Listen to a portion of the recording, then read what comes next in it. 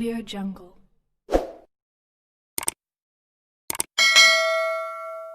Reprise des vols Algérie-Maroc, les voyageurs concernés.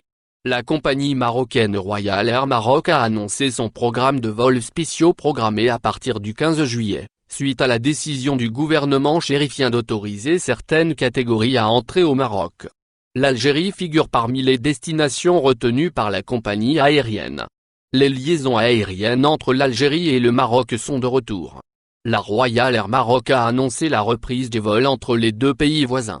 Néanmoins, il s'agit de vols spéciaux qui ne concernent que certaines catégories de voyageurs.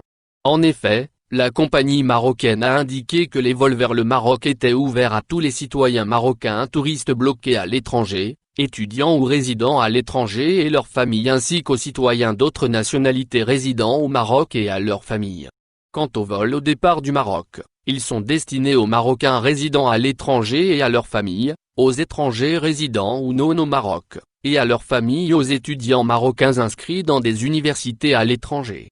Sont également concernés les femmes et hommes d'affaires ainsi que les citoyens contraints de se rendre à l'étranger pour les soins médicaux, à condition de disposer d'une autorisation exceptionnelle émise par la préfecture de leur province.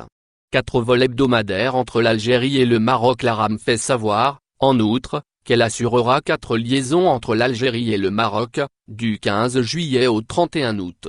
Les vols spéciaux auront lieu les lundis, mardis, vendredis et dimanches de chaque semaine au départ de Casablanca vers Alger à l'aller, et de la capitale algérienne vers Casablanca au retour. Les passagers doivent obligatoirement présenter, au moment de l'enregistrement, les résultats du test PCR de moins de 48 heures et du test sérologique.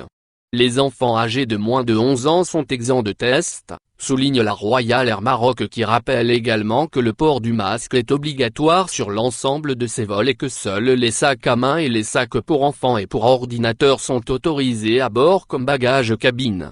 Rappelons que le Maroc avait annoncé la réouverture progressive de ses frontières à partir du 14 juillet, en faveur d'une certaine catégorie de personnes. N'oubliez pas abonnez-vous à notre chaîne Info Électro et activez les notifications pour recevoir nos publications en temps réel.